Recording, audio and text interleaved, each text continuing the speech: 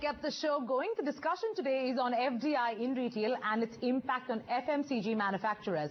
While lots has already been said on this issue, the impact on manufacturers across the board, that's global, Indian FMCG majors and regional players, is something that's just not been spoken about. And to get clarity on how the changing retail environment will directly affect FMCG manufacturers, I have with me Adi Godrej, Kishore Biani, Thomas Verghese, Saugata Gupta, Mohit Burman and Chandar Sethi. Thank you so much for joining me, gentlemen. I'd like to kickstart this debate by asking all of you a very fundamental question. I'd like to start with you, Mr. Biani. If FDI in retail does become a reality, what kind of impact do you see it having on modern retail? Do you see a sizable increase in modern retail penetration? Today, modern retail accounts for anywhere between 8 to 10%. How much do you see this number going up in the next 5 years? I think the way we look at the consumption growth always grows more than 2 to 3% of the GDP growth. If our GDP continues to grow at around 8%, we'll look at consumption growth in excess of around 10%. And modern retail probably is growing at around 25 to 30%. With FDI coming in, whether this 25 to 30% will become 40%, maybe yes, maybe after a period of time. But we see definitely modern retail taking part in the overall growth in the consumption. And I expect consumption growth also to happen from currently around 10-11% to maybe around 12-13%. Right. Mr. Verghese, I would like to get you in. Are you in agreement with Mr. Biani? I think FDI opening up will bring in much needed funds for expansion really. We should so see this 8-10%, which is really the share of modern trade as a share of the FMCGs today, actually move up to easily 22% in the next 5 years. So it will really accelerate the pace of change. Clearly, the retailers are very optimistic. Let's get Mr. Godrej in. Mr. Godrej, do you share the same optimism? I don't see much of a change. It will be gradual. As of today, in the FMCG sector, the salience of modern trade is only around 6%. It is growing, and it might accelerate a little bit if foreign direct investment is allowed in modern trade, but it won't become very high for quite some time. And your reasons being? Modern retail has difficulty competing with traditional retail. Costs are very high. Traditional retail in India has always been extremely competitive. Also, they provide a lot of services that modern retail cannot provide. For example, they give home delivery sometimes. They give credit to good customers, the Kirana stores and others. Right. So it's difficult to compete with that sort of an environment. I respect Mr. Godrej in terms of his experience. However, I must say that I do have a different point of view, and my point of view is I think modern retail has moved from 3-4% to 8 to 10% overall. In certain segments and sectors, it is much more. I think it's going to pick up pace at a pace which you may not be able to comprehend. It has happened to other countries. It has happened to China. It's happened to Indonesia. It's happened to Malaysia. I think modern trade over the next 5 years is going to become significant. Now, the question is, what is significant? 7-8% to 20%, is that significant? I personally consider that significant. It could be anywhere, in my view, in the next 5 years, anywhere between 15 and 25. I'd go for more like 20.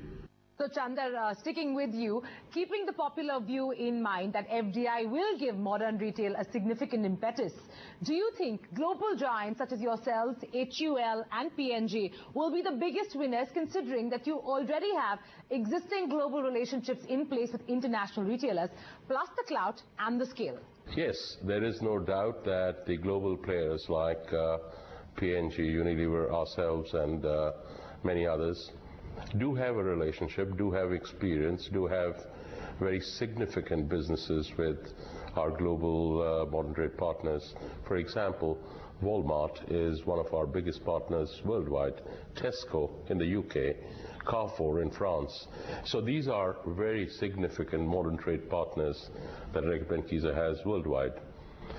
How will it be leveraged? How will it be leveraged by modern trade themselves and by suppliers and companies like us? is how the relationships will evolve in these parts of the world. While global is absolutely imperative, and we will be using our leverage in terms of our understanding of them and their systems. At the same time, I think their demands will be no less. They would want global systems to operate. We would have to take into consideration the local conditions. But yes, there is going to be a big difference. Right, very valid point. Mohit, if I could bring you in now, would you be in agreement with Chandar with the fact that, the global players would be at an advantage compared to maybe players like yourselves? I wouldn't say sizable, but yes, they would have an advantage because obviously they are already familiar with the retailers in different parts of the world. But again, as I said, India is a country of its own, and it's not necessary that what P&G sells in Brazil would be the same sort of products that would move from the shelves out here. So yes, in terms of bargaining power, I think they have a slight advantage, but it'll take many years for them and for the big retailers to actually be able to make a dent in the market. Let's get in a retailer's point of view here. Mr. Verghese, what's your take? Of course, there will be the global relationships will play an important role, particularly for multinational retailers.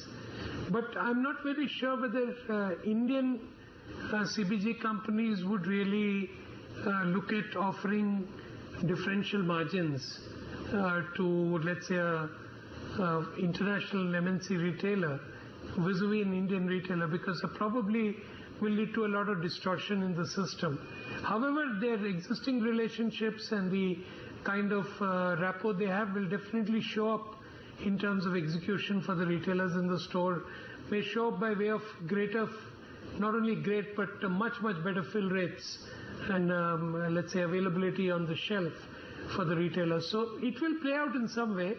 I'm not sure it's only through margins, but it could be through fill rates, modern trade teams working better together to offer execution, etc. Sure. Mr. Biyani, what's your stance on this, and do you agree with your fellow retailer? I think India always surprises us. I think HUL, Reckitt Beneficare and all the other companies which you have mentioned have been in the country for a long period of time. Total FMCG business is not more than 25 billion in this country. I think they have not worked enough hard to increase the size of the market. They have been working in their categories. Yes, a lot of successes have been achieved recently in terms of their specific thoughts on which they are working. We believe in India we need more categories. We need to get more deeper and deeper. So I see emergence of a lot of new companies and a lot of Indian companies will have a good chance to market their products also through this international players. And the current companies also would get a share because of the size and the scale and the market getting expanded. Well, on that note, let's take a quick break. On the other side, welcome back to show's called Brand Equity, and I'm Sonali Krishna. For those of you who've just tuned in, we're discussing FDI in retail and its impact on FMCG manufacturers. And with me is a heavy-duty panel, the biggest faces in FMCG and retail. Let's jump straight in. Shogata, you've been a silent observer. What's your view on the whole regional FMCG and bit-sized players? Some are of the opinion that they will have to tweak their model and look at becoming suppliers of sorts to private labels for large retailers simply because they don't have the kind of ambition and aspiration that global and Indian FMCG companies have. Organized retail has to be handled a little differently. So therefore, those who have the capability in terms of approaching it differently, as I said, it can play differential roles of adopting new practices, market maker, providing experiential marketing, shopper insights. So those who are using and leveraging modern retail for that will be more successful than that. So obviously, I think very small regional players are likely to perhaps get impacted because they neither have the process capabilities nor national pan-India brands which can have clout or leadership. Right. Chandra, I'd like to bring you in at this point. Would you agree that smaller and regional FMCG companies will in turn become suppliers?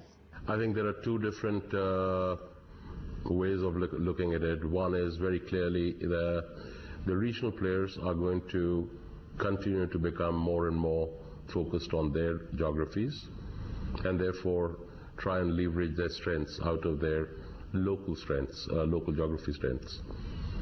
That's point number one. Point number two, I think, is that there will be consolidations. There's no question. There will be some of the medium-sized players will possibly buy smaller players and become much larger, but I would reckon it will be medium-sized going into the larger organization, therefore consolidation in industry. Right. Mr. Godrej, moving on to Indian FMCG players and, the impact it's going to have. There's a view that mid-sized Indian FMCG players will be the most impacted with FDI coming in because, A, they do not have the kind of scale or the clout of, for that matter, even established relationships with large retail giants, the ones the global players enjoy. Would you agree? No, none. I don't think it will make any difference to the manufacturers or suppliers very much, whether it's Indian modern retail or foreign modern retail makes little difference. Where it will make a difference is for the people who are in modern retail, because they will be able to financially leverage their position in modern retail by selling some of their stake to the international company. So you're saying that clearly the retailers are going to benefit the most, but is there a loser at all? Modern retail is not suited for India. Modern retail is generally more suited for countries where there are more automobiles. In America it caught on because automobiles came before modern retail came. In Europe modern retail took a little longer to establish itself. In Asia, modern retail is not still very big. Even in China, where it has started many years ago, it still is relatively small compared to traditional retail. So in India, I expect it will be slower. Let's get in a global player. Chanda, what's your view on the impact on Indian FMCG players? Are you as optimistic as Mr. Godrej? If you ask me, the guys who are the most vulnerable are the big players, because there is going to be fierce competition. Emerging markets are the future. Everybody is looking to play in markets like India, Indonesia, Brazil, China, etc. So it's going to get extremely competitive. It's going to get extremely expensive. They will have to change their style. They will have to learn to modify business behavior. But on that count, I would say, yeah, Sonali, I agree with you, because otherwise you'll throw me off your show. Mr. Biyani, would you agree with Chanda that Indian FMCG majors would go into consolidation mode? I think M&A activities will increase. Maybe he is right in a way. We will see a lot of M&A activities increasing, but look at the decision-making process in a large multinational. The decision will be taken by I don't think so the decision will be taken by the regional offices which is based here or in this part of the world. I think there are larger decisions. And to understand what a pickle is and what a Indian taste product is not going to be so easy. So, and whether that company can be handled subsequently with the diversity of India, I think we will see a lot of multinationals changing their approach towards India. Maybe then they can look at acquisition of all these smaller players. It is bound to happen, but I believe the private equity players are in a major rush. They are acquiring the companies much before the multinationals are acquiring. So maybe the private equity players will build the companies and then sell it to the multinationals. Well, that was clearly a very refreshing discussion. Just to summarize what the panel here has said, A, global FMCG players will try and use their global leverage with international retailers, so it's clearly advantage multinationals. B, the Indian FMCG sector is poised to see a lot of M&A activity as it enters consolidation mode.